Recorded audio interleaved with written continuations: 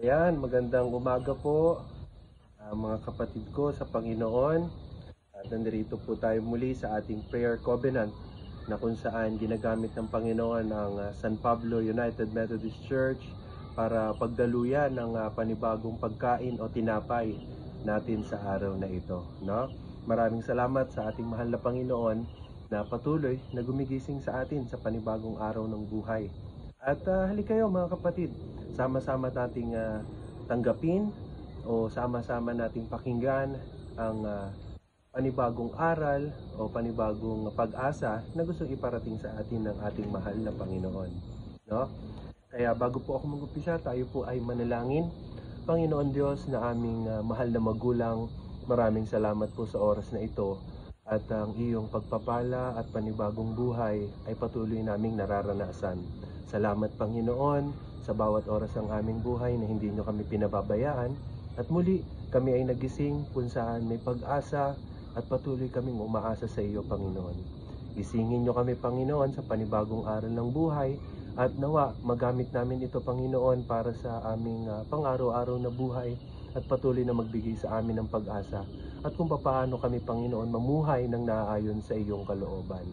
Ito lang po ang aming panalangin sa pangalan ni Jesus na aming tagapagligtas. Amen. Mga kapatid, ang ating pong text ay matatagpuan sa Juan 6:51 hanggang 58. At ito po ang nasasabi.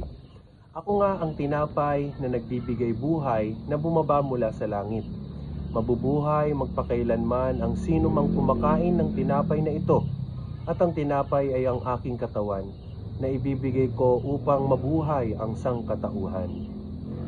Dahil dito, nagkaroon ng mainitang pagtatalo-talo ang mga Hudyo.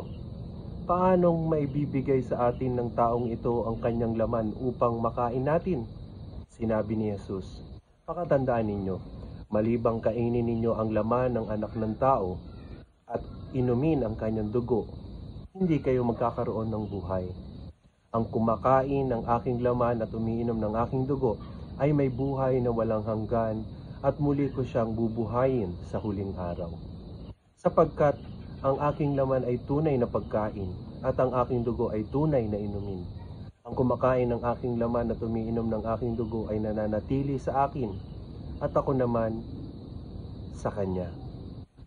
Buhay ang Ama na nagsugo sa akin at ako'y nabubuhay dahil sa kanya. Gayon din naman, ang sino mang kumain sa akin ay mabubuhay dahil sa akin. Ito ang tinapay na bumaba mula sa langit. Hindi ito katulad ng kinakain ng inyong mga ninuno sa ilang, namatay sila kahit na kumain yon. Ang kumain ng tinapay na ito ay mabubuhay magpakailanman. Napakaganda ng text at gustong iparating ng ating mahal na Panginoon sa oras na ito mga kapatid. At ang gustong iparating ng Panginoon dito, no, mga kapatid, ano ba ang tinapay ng buhay? Ano ba ang I am the bread of life? Ano ba ang ako ang tinapay ng buhay at dugo ng buhay? Mga kapatid, sinasabi sa atin ni Jesus na walang sino mang makakalapit sa Kanya, malibang ilapit tayo ng Diyos kay Jesus. Sa biyaya ng Diyos, makakatagpo tayo ng lakas para gumawa ng mga pagpili na magpapabago sa atin at aakayin tayo ni Jesus sa buhay na walang hanggan. Ito mga kapatid, napakasarap pakinggan o napakasarap malaman, no, na bilang isang anak ng Diyos, tayo ay isasama ng Panginoon sa kanyang anak, sa kanyang Panginoon, at upang makamtan natin ang buhay na walang hanggan.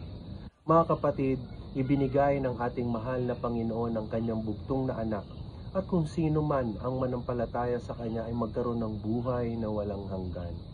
Kung papaano tines mga kapatid ni Satan si Jesus after siya i-baptize at ipinakita sa kanya ni Satan ang buong malawak na lugar at sinabi sa kanya ni Satan, palitan mo na ang iyong Diyos, no? Pag ginawa mo akong Diyos, sabi ni Satan, ibibigay ko lahat ng nakikita mo at sa iyo lahat ng nakikita mo. Alam niyo mga kapatid, ang sagot ng Panginoon, hindi lang nabubuhay ang tao sa tinapay, kundi sa salita ng Diyos na namumutawi sa kanyang mga bibig. Mga kapatid, hindi lang tayo nabubuhay sa karangyaan, hindi lang tayo nabubuhay sa mga bagay-bagay na nasa ating paligid, kundi bilang isang tao, tayo ay nabubuhay din sa salita ng Diyos na namumutawi sa kanyang bibig.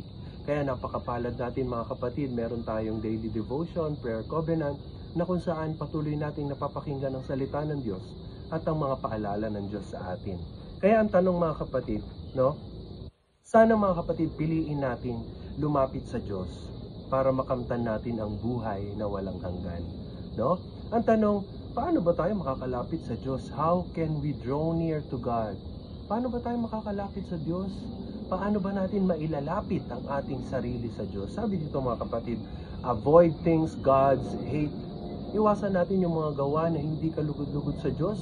Alam niyo mga kapatid, ang sabi sa Proverbs sa Kawikaan 6:16-19, may mga bagay na kinamumuhian ng ating Panginoon. Ang pagmamataas, ang pagsisinungaling, ang pagpapatay ng tao, ang pagpaplano ng masama, ang pagmamadaling gumawa ng masama, ang pagpapatotoo ng kasinungalingan, at ang pinag-aaway-away ang kanyang mga kapwa. Isang mga bagay na kung saan hindi kalugod-lugod sa ating mahal na Panginoon. Mga kapatid, naniniwala ako na kung gusto nating lumapit sa ating mahal na Panginoon, kung gusto nating for us to draw near to God, to our Lord God, no? Kailangan mga kapatid, huwag natin gawin ang mga ayaw ng ating mahal na Panginoon. Alisin natin yung mga bagay na hindi kalugod-lugod sa Diyos. Alisin natin yung mga gawa na kung saan balakid sa ating para maramdaman natin o para makalapit tayo sa ating mahal na Panginoon. Mga kapatid, kung minsan bilang isang Kristiyano, nagiging regular or normal na lang ang paggawa natin ng masama, no?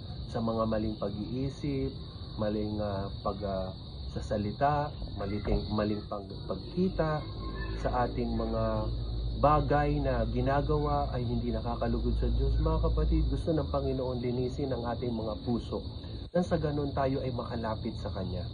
Alisin natin yung mga maling gawa na hindi kalugod-lugod sa Diyos, at naniniwala ako mga kapatid na tayo ay makakalapit sa Diyos at makakasama natin ang Panginoon at matatanggap natin ang buhay na walang hanggan. So una mga kapatid, avoid things God's hate. Pangalawa mga kapatid, repent of sins.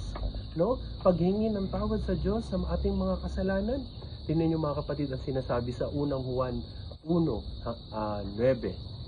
Subalit kung ipinahayag natin ang ating mga kasalanan, papatawarin tayo ng Diyos sa mga ito at lilinisin tayo sa lahat ng ating kasalanan. Siya ay tapat at matuwid. Napakasarap pakinggan mga kapatid na tayo ay tatanggapin ng ating mahal na Panginoon kapag tayo ay humingi ng tawad. Huwag nating hahayaan mga kapatid na hindi tayo humihingi ng tawad sa ating mga nagawang kasalanan. At sa ganitong pamamaraan, nakikita ng Diyos na gusto nating lumapit sa Kanya at linisin ang ating mga puso sa paglapit sa Kanya. No mga kapatid, humingi tayo ng tawad sa ating mga kasalanan. Repent, repent. No, humingi tayo ng tawad sa mga mali nating gawa. Alam ng Panginoon kung anong mangyayari sa ating bukas. Alam ng Panginoon kung ano yung mga mali nating gagawin. Pero ang gusto lang ng Panginoon, mga kapatid, tayo ay humingi ng tawad. Ganon din sa sinabi niya sa Mateo 5:9.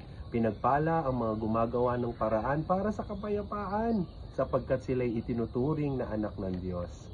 Mga kapatid, sana sikhayin natin na tayo ay pinagmumulan ng kapayapaan, no? Huwag nating hayaan na sa atin nagmumula ang gulo, ang galit, no, ang inggit, ang sakit, kundi sa atin nagmumula ang kapayapaan. No? Sa ganitong pamamaraan, mga kapatid, tayo tinuturuan maging humble. At sa ganun, mga kapatid, kapag tayo ay naghahari ng kapayapaan o gusto nating pagmulan tayo ng kapayapaan, mga kapatid, tayo'y lumalapit o inalapit natin ang ating sarili sa ating mahal na Panginoon. And lastly, mga kapatid, give back to God. Ibalik natin ang lahat sa ating mahal na Panginoon. Katulad ng sinabi niya sa 2 Corinthians 9:6-8, ito ang ibig kong sabihin. Ang nagtatanim ng kakaunti ay aani ng kakaunti. Ang nagtatanim ng marami ay aani ng marami. Ang bawat isa ay dapat magbigay ayon sa kanyang pasya, maluwag sa loob at hindi napipilitan lamang. Sapagkat iniibig ng Diyos ang nagbibigay ng may kagalakan.